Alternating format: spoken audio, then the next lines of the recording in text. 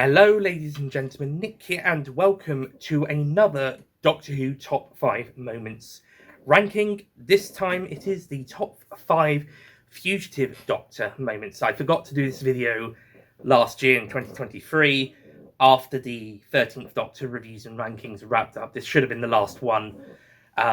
Like how I did the War Doctor top 5 moments. Technically, I did that after the 8th Doctor stuff, but yeah, whatever. It should have followed either that or the 11th Doctor stuff. Either way, this one should have followed 13th, but I forgot to at the time, and I didn't do it before I started working on the 14th Doctor reviews.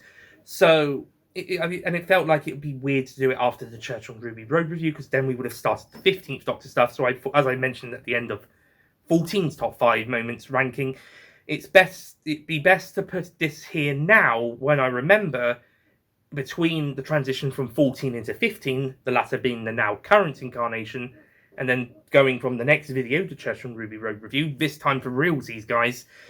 That's the current incarnation. Everything going forward in terms of new stuff is 15 specifically, or mostly.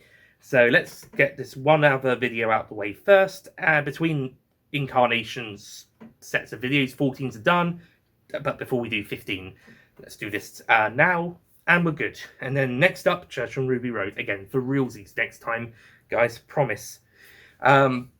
Although that one has already been filmed. It just needs to be edited and released next after this one. So, yeah, well, released next. So, yeah, top 5 Fugitive Doctor moments. Now, Fugitive Doctor. Oh, Fugitive Doctor, what are we going to do with you? You are one of the most frustrating, yet we can't seem to get enough of you, Doctors who we didn't get enough of.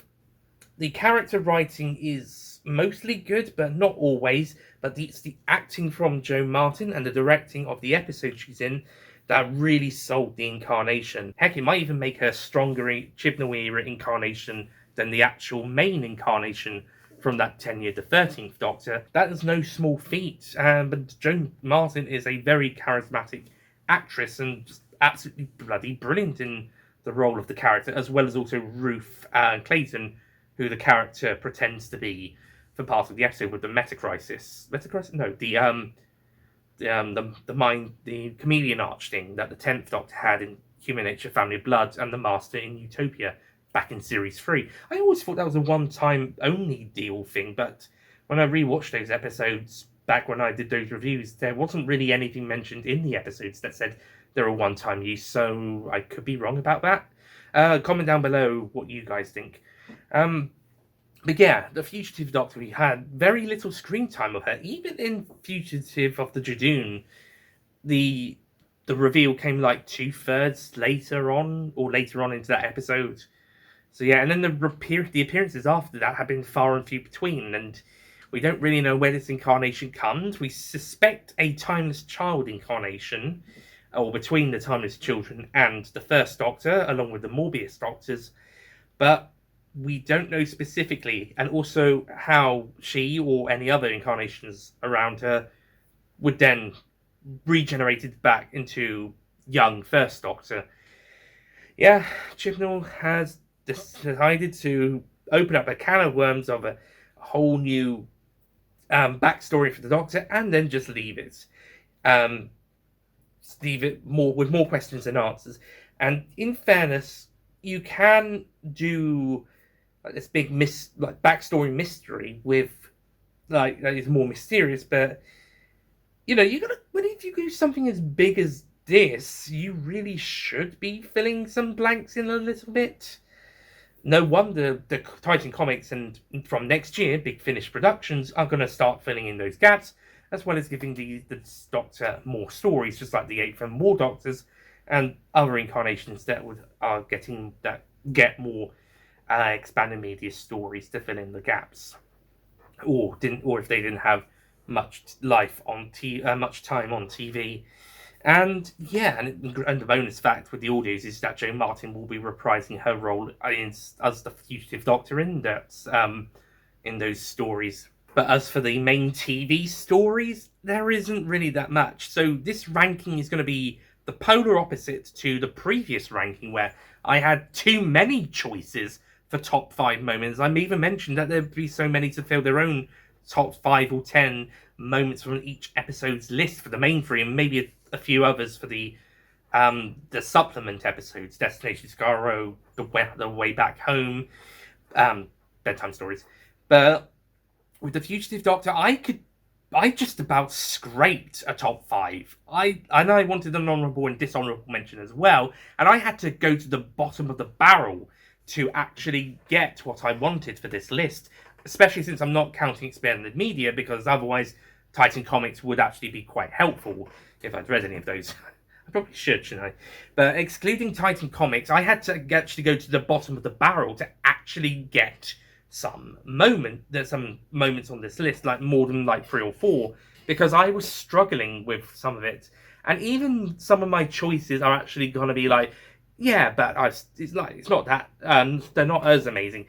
I think the character as a whole is pretty damn great, apart from a few bits of not so great writing that I mentioned. But in terms of the actual moment and the episodes, some of them are great, some of them not so much.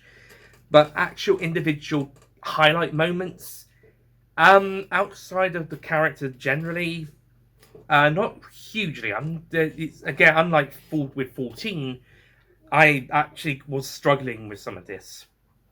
So, yeah, I've got a little bit of bottom scratching with this list. Nothing against the character, it's just there just wasn't as much that could feature on this list. Small caveat before we actually begin is that I'm not counting the Ruth Clayton scenes in this top 5 list. However, I will present it as a mention, not honourable, not dishonourable, just a mention. The Ruth Clayton scenes are actually some of the strongest scenes in these episodes featuring the characters. Just I can't really count them properly because it's a different character, technically. It's like doing a top 5 10th Doctor scenes bit. Actually, 10th Doctor has way more than... let's say top whatever 10th Doctor scenes. You can't really go for the John Smith stuff if you wanted to go just for the Doctor. You can mention a couple of John Smith stuff for his own one, I suppose. But it's technically sort of a different character at the same time. So that's what I've done. What I've done is I'm just going to throw out the Ruth Clayton stuff as a separate mention to the other 2 mentions of the top 5, and we're covered with that. I did come close to having the scene in the cathedral where she fights Jadoon on the list, or at least as a honourable mention, but I eventually managed to sort of get what I wanted properly.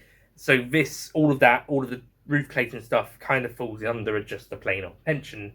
That scene probably would be the best scene of her ones, though, or one of them at least. Now, something a little bit more dishonourable, and this dishonourable scene, it's not so much the scene itself, it's more like the characterization of Fugitive Doctor. This is probably the weakest that she's at. And it doesn't just run in this scene, it also runs into, well, I'm going to mention it for my number 5 choice as well, and also another scene. But my dishonourable mention is on the Jadoon ship from Fugitive of the Jadoon.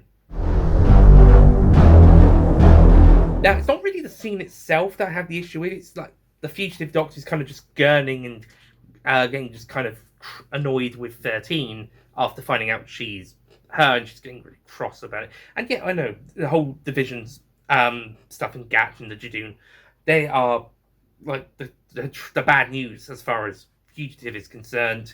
And it's like she's like trying to warn off the 13th Doctor from doing anything silly. But throughout the scene, instead of really doing much, she basically just has a nowhere conversation which like it doesn't go very far with Gat, and then 13 reveals herself and she's just kind of gurning at her and saying, "Be quiet, will you shut up?"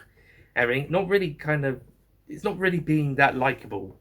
I can understand where she's coming from, but it just doesn't really present it in a very nice light. This is supposed to be a character we're supposed to be rooting for, even though she may not be like entirely morally great. She's a bit more morally ambiguous than most of the other Doctors. But this scene just doesn't quite show her in that much of a positive light. I think other scenes, more so in other episodes actually, I think the other episodes that have the Fugitive Doctor present her in a more positive light despite whatever she did back in her past, than this episode does, which is a shame, because we're supposed to really be siding with her to say, we don't want a Jadoon to get her, sort of a thing.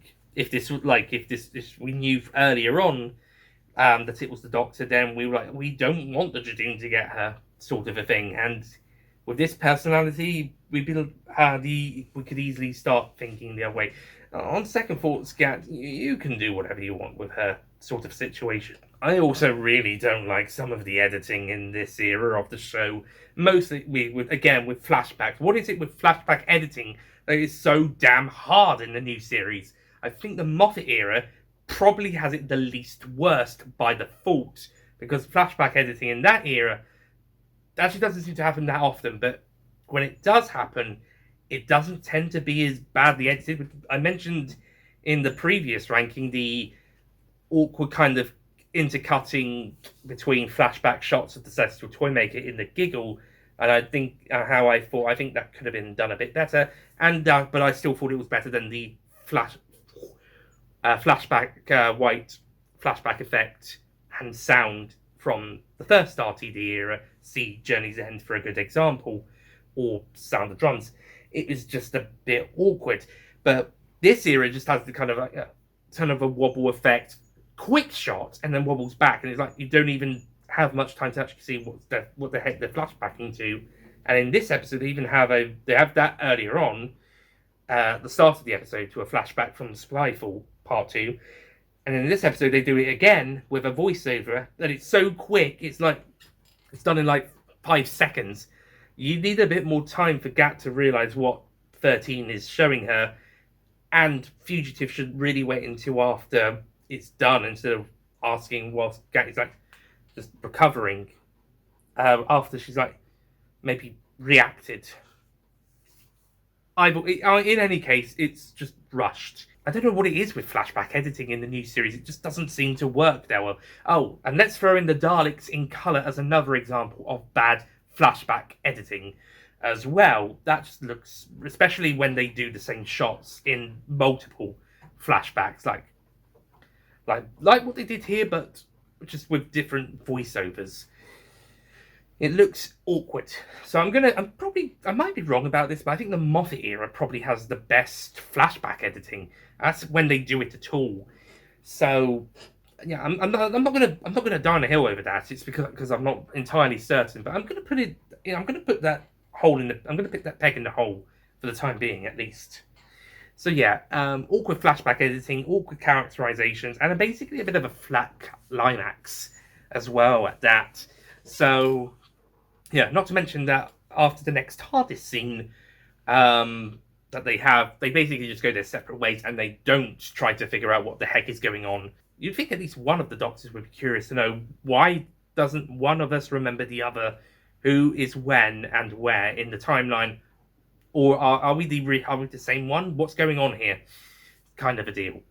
So yeah, this honourable mention goes to the Jadoon ship scenes from that episode, as well as whenever Fugitive is just gurning at 13, because it just makes the character a bit less likeable, and that we really shouldn't be not liking this character and in any way. So yeah, a bit of a problem there. On to my honourable mention, and with all the Rook Clayton scenes being put to the side in their own kind of thing, I really had to scrape to the very bottom of the barrel for this one, and I was going to initially count this with one of my other 5 choices on the list, but I otherwise wouldn't have anything else. To quote the 11th Doctor in Flesh and Stone, what else have you got? So, I mean, I'm not going to be as angry as he was in that scene. He really was really cross in that.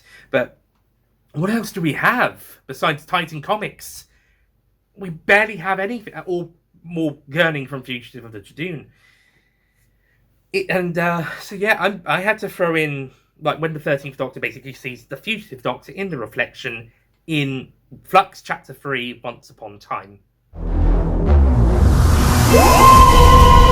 Or re-encounter, as I've put it, mentioned on this list. Now there's another Flux Once Upon a Time scene with Fugitive that's coming up later on the list.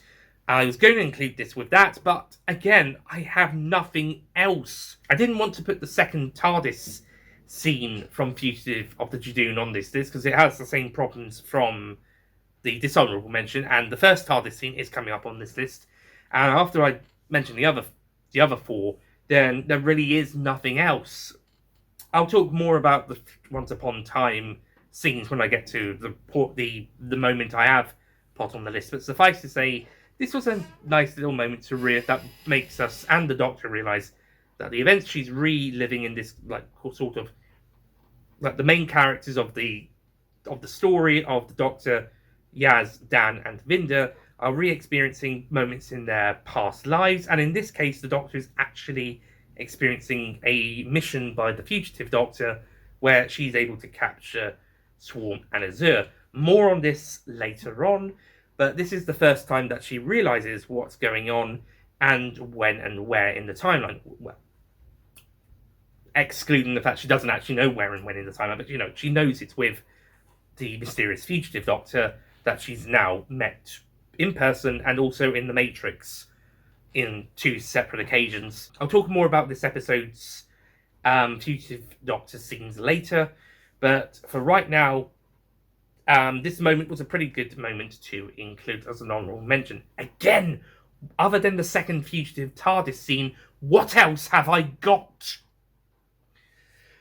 I just hope Big Finish can provide some quality tier stories like they did for the War Doctor and the Eighth Doctor, just to give this incarnation a good era. I hope Titan Comics I haven't read them. I hope the Titan Comics have done that for their stories so far. I hope they've done that. Maybe Fugitive's main expanded media role will be in the comics rather than the audios. We'll just have to wait and see. 8 is kind of mostly audios, but the books and the comics have also given him quite a lot as well, whilst War, it definitely is the audios. So, and he does have one book, but mostly the audios. Right, so let's get on to the top 5 lists. As at time recording, we're about to hit 19 minutes. Get the fuck on, you bastard, you're probably thinking. Okay, so number 5, as mentioned, it's the inside, the TARDIS scene from Fugitive of the Judoon. The first one. So this is when the Doctor and the 2 Doctors have teleported into the TARDIS. Fugitive is starting her back up. 13 reveals that she's also the Doctor. They realise they're the same Doctor. Stuff is a bit awkward, and then they get caught in the tractor beam, ending with the awkward added in post voiceover from Fugitive, and then also ending with her starting to gurn at 13 and warding her back off. Again, what else have we got? This scene is good. It follows up from another scene that's coming up later on this list. You probably know what. And again, it could even count as the same scene, just like the honourable mention scene and another scene coming up later on this. But again, what have I got? I can just about get a top 5 list for this Doctor. Oh, this is my big problem with this incarnation, other than the whole where the heck does the character appear on the timeline thing, and some of the personality in Fugitive of the Judoon specifically. But my other big problem is there is hardly enough of her for us to really get engaged. I mean, we are engaged, but mostly because of the screen presence from the brilliant Joe Martin and a few good written bits as well.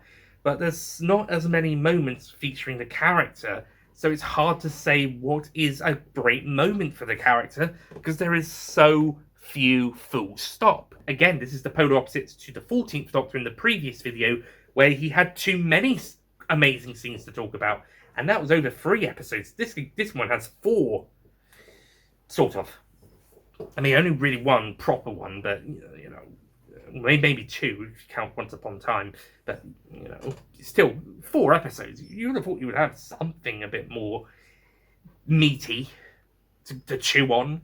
But yeah, even making 5 moments is tough. It wasn't too bad getting 4, but 5 or more, and it's a bit tough. So I'm just gonna leave number 5 there and move on to number 4, which is, oh gosh, I can already hear the comments screaming how shit the Timeless Child stuff is. even though this technically is part of that, but it's not the focus of it, okay? And that is the Matrix projection from the Timeless Children. Despite all of what goes down in the Timeless Children, please don't start up again, guys. It's been nearly 4 fucking years. But one good thing that came out of this episode was the fact that we got a second appearance of the Fugitive Doctor. And the scene with pretty good, as they remind the 13th Doctor who they really are, and they don't really have the answers to that, but still try to help 13 to break out of the Matrix, or at least her mental mind stuff to break out of the Matrix to go and stop the Master. It's a brief scene, and it's basically just there as an excuse to bring the character back, B, to continue the mystery, and C, to help the Doctor break out using a past incarnation. But we were familiar with this series, and also one time with this mystery. It's a nice appearance, and I think Fugitive is better characterized in this scene than she is in Fugitive of the Judoon, which probably does give us a hint to what the character between those 2 episodes gives us a hint to what the character would be like back in her day, and we kind of see that again in her other 2 appearances, specifically in Flux. But yeah, it's not a very long appearance here. This is probably the briefest appearance of her 4 episodes, but it's a pretty good appearance nevertheless. So yeah, that's pretty much what I got to say about it. And also, there was something good in or to come out of the Timeless Children. Who'd have thought? Again, please don't start up all of that whinge bagging, guys. Again, at time of recording, actually, it's the 28th of Feb, 2024.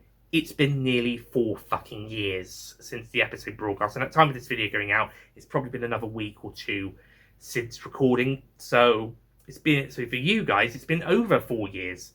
So please just leave it alone. You can talk about this scene, but leave the rest alone, please. For the love of God, we've had enough for 4 years. Please. It got boring after a month. It got so boring hearing fans bitching and complaining and moaning after just a month, and I was getting really frustrated about it a month and a half in, especially as we had a fucking pandemic on and COVID and all of that shit, and people were still complaining about the whole change of the Doctor continuity. And it's like, okay, fine at the time, but a month and a half later, can you talk about something else, please? For the love of God. So, 4 years later, I'm asking nicely, please don't talk about the Timeless Child reveal in the comments. Talk about this scene, but don't talk about the reveal, and please do not whinge. Thank you. To quote the 6th Doctor from Famine Appeal, you'll be my friend. Moving from one controversial episode to another, we return to Fugitive of the Judoon for what is easily the best Fugitive Doctor scene in that episode. That is not a Ruth Clayton scene. And that is, of course, the reveal scene.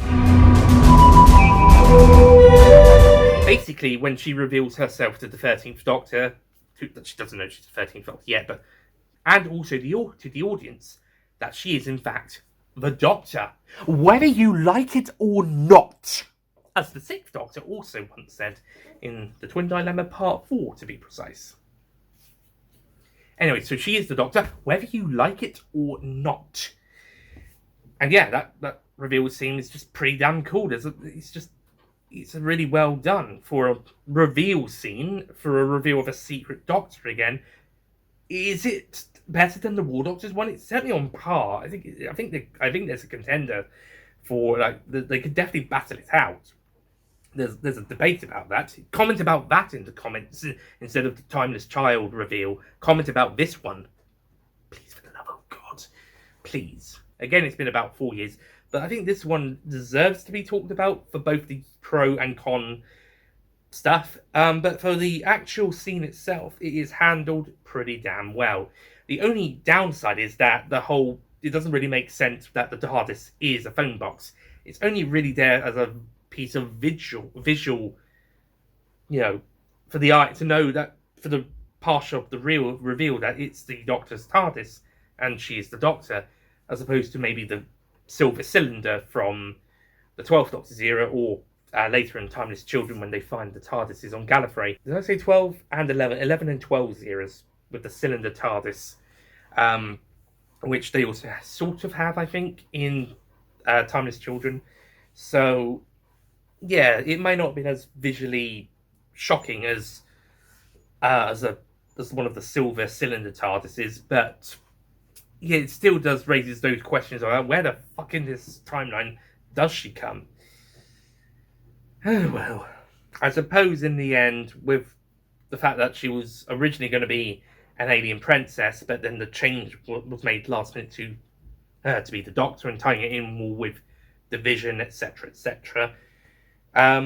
Then they didn't really iron out these kinks, and unfortunately that makes it not only into the episode but also into the continuity, or at the very least the continuity regarding this character, at least. Yeah, I'm talking about my top 5 moments of the character, and I'm already putting caveats to this, as opposed to last time where I had nothing but love for most of them. Obviously, I had so many to choose from. A few notes, but otherwise not much. But luckily, we do get to move to number 2, which between 1 and 2 are actually damn brilliant scenes, regardless. So if I was to choose between these two, then there's contender at least. So number 2 is the Temple of Atropos from Flux Chapter 3, Once Upon Time. This is the rest of that stuff I was talking about with the honourable mention, where 13 and Fugitive realise what is going on, and with the re-encounter. But this is now later on, when Fugitive is capturing Swarm and Azure and bringing back the Mori into the temple thing. Unfortunately, the scene does switch a lot with 13 and Fugitive, as 13 is basically reliving these events. Now, granted, we do need to see 13 do some of this, because we know she is the one here reliving these events and kind of just going through with it and experiencing what's gone down.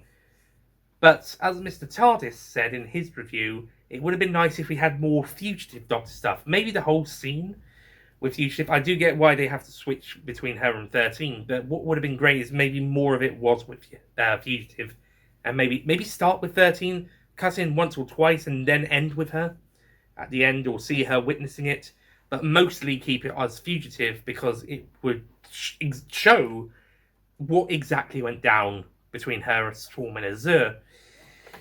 Alas, we only get her for half the scene, maybe even less, because it's got to focus on 13.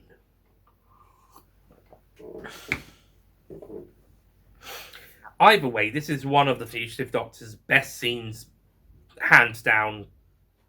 Out of all of them, this is one of her best scenes, and maybe even the best scene for her being here physically. Spoiler alert for number 1, but this is probably take out the fact that 13 is reliving a memory, and this is probably the best appearance of the Fugitive Doctor being there physically. So yeah, it works pretty damn well, and it's one of the best scenes, if not the best scene of the episode. At least subjectively. Objectively, I suppose you could throw the Binder stuff might be objectively better, but subjectively, this is some of the best stuff of this particular episode of Flux. And also, not quite neatly, but it's like we get to see how Swarm and Azure got captured, and the former got imprisoned and the latter exiled, as the Doctor, both 13 and Fugitive, mention in their speech. And that ties in with episode 1, the Halloween Apocalypse, where we see Swarm and Azure at the start of the 6 episodes, with Swarm imprisoned but breaking out and getting some regeneration energy to make him a bit younger, and then Azure being in her human form but then transforming back into her original form when Swarm comes to collect her. Yeah, there's a big gap missing where actually getting them to those places and the Time Lords or Division members guarding them or looking after them, but This at least this is like, all right, this is when they were captured, and that's what leads to where we first see them. There's just a bit in the middle that's kind of absent in actually like filling in the gaps, but at least this is how they got captured at least. So I at least appreciate that we got to see at least the big that bit. Like there's still a gap to be filled, but at least I appreciate this scene basically showing how they got captured. So yeah, even if the blanks are still there. Anyway, so this is still a pretty good scene. Also, it has Carvanista apparently as Fugitive's companion, so it ties in their relationship a bit more, and we start to understand why Carvanista and the Doctor, well, Carvanista acts the way he does towards the 13th Doctor when she starts basically coming back into his life, and he knows about the flux, so he's got to be ready for that. And whether he knows about Tecteun is not said. If he doesn't, fair enough. So, that brings us to number one. If Once Upon a Time has the best physical Fugitive Doctor moments, caveat, in a reliving memory sort of thing, and Fugitive of the Judoon has the best physical appearance, no caveat, then what's number one? How come I'm putting this caveat of it, but they're not really physically there? Well, the best Fugitive Doctor scene is actually when she returns for the power of the Doctor, but it's the hologram. So number one is the hologram.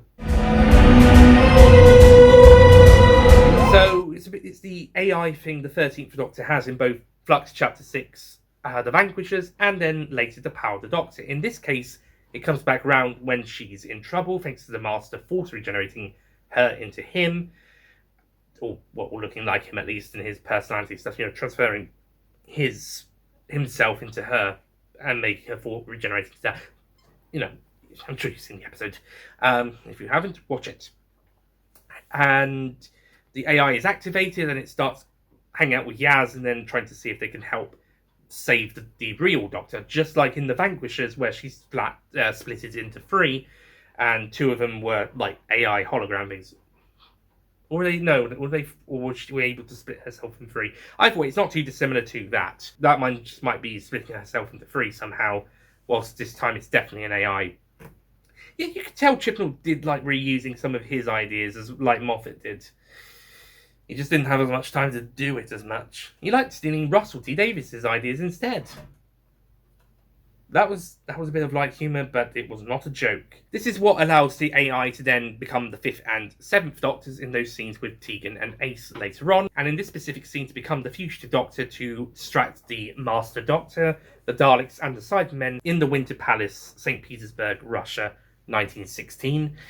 And she's able to, as the hologram, she's able to distract everybody so that Vinda can then get the Doctor Master into the chamber, and he and Yaz are able to do the forced degeneration to get the real 13th Doctor back and put the Master back in his own body.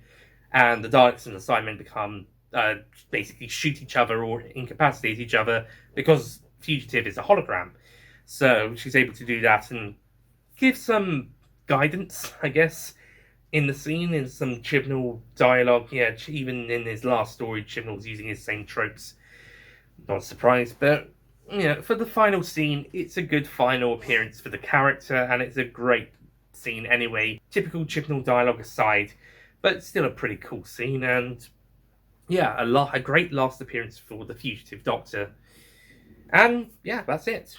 She goes out on a good scene, a very good scene, in a very good episode. Unfortunately, as I've said, it doesn't really give us much more about the character themselves or about their past, but at the very least, like with The Power of the Doctor, the episode, doing a similar thing, it at least ends this Doctor's tenure on a solid note. It's not a great wrap-up to Fugitive's era or run or even appearances, but it's a good final appearance. So yeah, that's why I put it as number one, although the Temple of Atropos stuff was a close contender. And then other than these two, the reveal and the Matrix scene from Timeless Children, there really isn't that much more.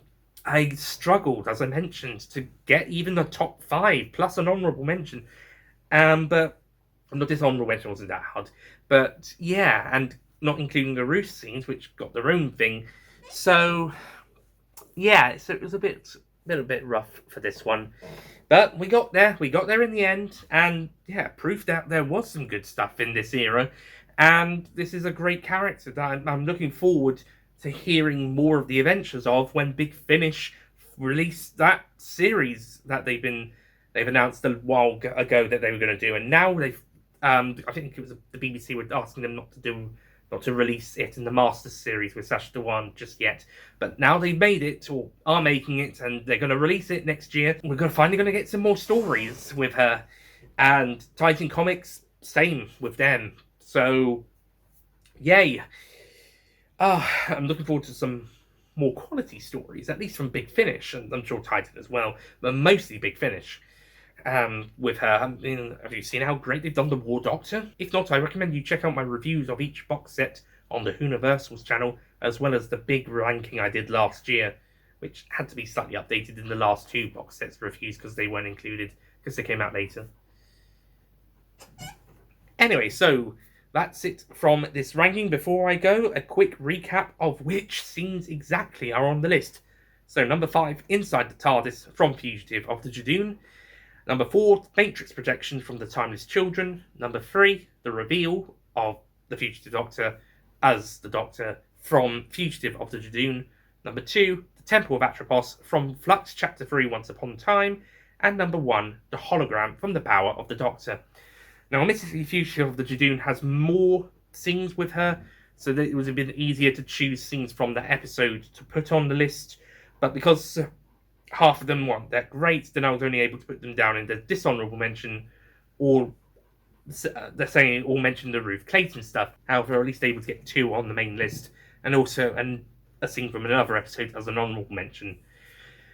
So, that's it. Thank you so much for watching this tough to do ranking, but I hope you liked it. I hope you took something away from this. Maybe some appreciation for the character, maybe some appreciation from an episode you may not have liked, or maybe I've made you like them less. Who knows? But yeah. So that's it from me. Thank you for watching.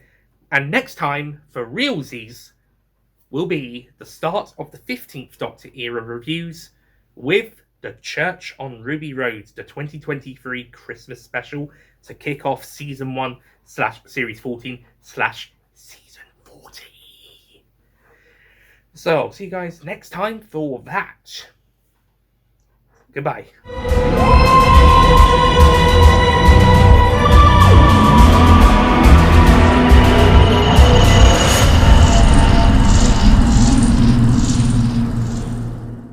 Don't forget to click below to subscribe to the Nicholas Payne YouTube channel.